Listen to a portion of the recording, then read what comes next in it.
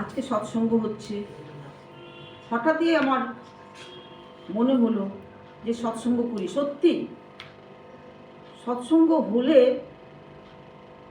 যেখানে ঠাকুরের নাম গান হয়, যেখানে ঠাকুরের কথা হয়, একটা শক্তি সঞ্চার হয়। আমার মনে হয়, আমার নিজের অনুভব হয় যে সত্যি সেখানটা ঠাকুর আমার উপস্থিত আছেন, ঠাকুর উপস্থিত আছেন। এটা আমার নিজের অনুভূতি আসে যে ঠাকুরের কথা, ঠাকুরের গান,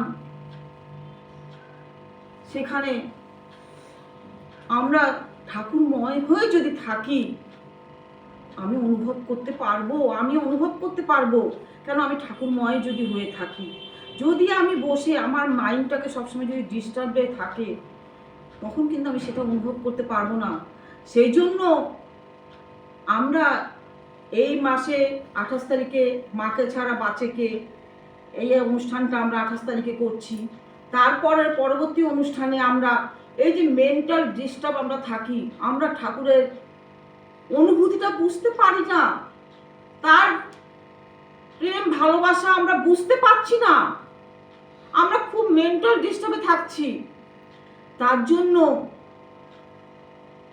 আমাদের ঠাকুর বাড়ির থেকেই আশীর্বাদ যে এটার জন্য যা করণীয় সেটা আমরা ভদ্রকালীতে চেষ্টা করছি মায়েরা, যাতে এই মেন্টালটাকে যাতে স্থির করে আমরা ঠাকুরময় হয়ে থাকি। যাকে ধরলে আমার জীবনের পরিবর্তন হবে। মানুষের ঘরে ঘরে রোগ শোক দুঃখ সব থাকে, নিরাময় তো তিনি করবেন।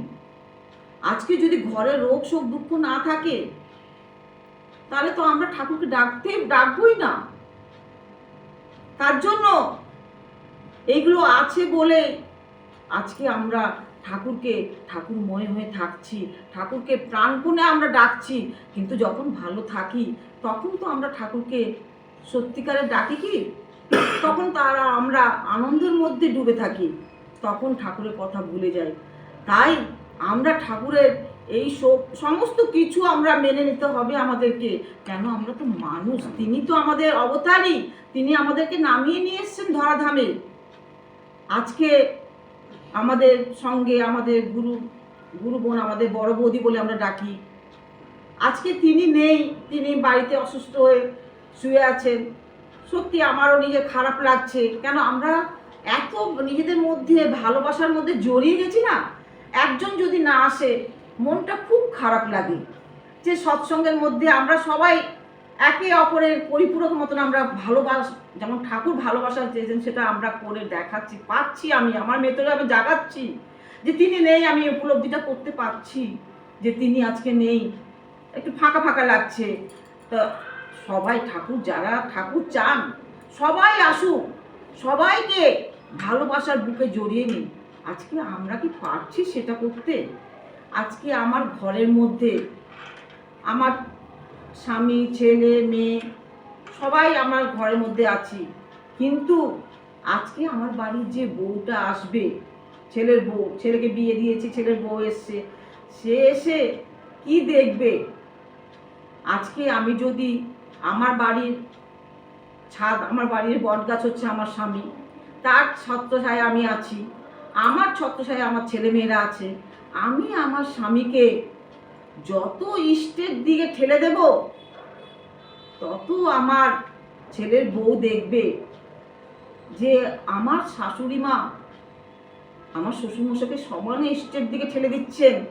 তা আমি আমার স্বামীকে, আমার বৌমা তার স্বামীকে ততই ইষ্টের দিকে ঠেলে দেবেন। এইটাই তো পরম্পরায় হয়ে যাবে। এটা যত হবে তত ঘর ইষ্টময় হয়ে থাকলে কিরম হবে বলুন তো? সেই বলে বোঝাতে পারবো না, ভাষাতেও প্রকাশ করতে পারবো না। সেই ঘরে দেব সন্তান সত্যি নেমে আসবে, কিন্তু সেই পথ প্রদর্শক আমার ঠাকুরকে দেখে আমি ঠাকুরের পথে আমি চলবো। আমার স্বামীকে কোনো কিছুতে তুমি আমাদের তো অনেক কিছু জেদ থাকে, তুমি এটা আমাকে এনে দাও, তুমি এটা আমাকে করে দাও, আমি এটা না করলে হবে না। তাকে আমরা ইষ্টের থেকে দূরে সরিয়ে দিচ্ছি। তো সেই ইষ্টের থেকে যখন দূরে সরে যাচ্ছে, তো আমার ঘরটা তো, ঘরের মধ্যে তো শয়তানে বাস করছে, সেই ঘরের মধ্যে তো আমার দেব সন্তান আসবে না। তা আমার ঘরটাকে দেবময় করে রাখতে গেলে আগে আমি মা হয়ে আমার স্বামীকে ইষ্টের পথে ঠেলে দেব, যে তুমি ইষ্টের পথে থাকো। আজ আমার ছেলের বউ তার স্বামীকে ইষ্টের পথে ঠেলে দেবে, তখন দুজনের মিলনে, কারণ সে তো পরের ঘর থেকে আসছে, সে তো আমার কাছ থেকে শিখবে, আমার কাছ থেকে শিখে তখন সে যদি এক সন্তান নামে তখন দেব সন্তান হবেই হবে, কেন আমার ঘরটা ইষ্টময় হয়ে আছে।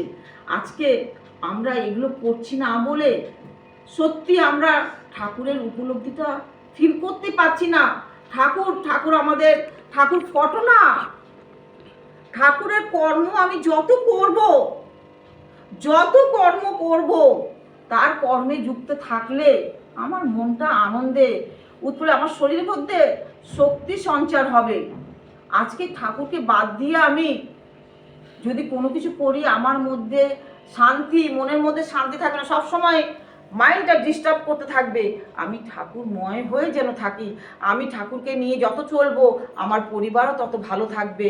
আজকে পরিবারটা আমার সত্যি সুন্দরভাবে চলবে ঠাকুরকে নিয়ে, আমি যে পথে থাকবো সে পথেই যেন আমার থাকে। স্বামীর উপরে মানে জেদ না করে বা স্বামীকে কোনো বিপথে পরিচালিত না করে তাকে ঠাকুরের পথেই রাখা দরকার।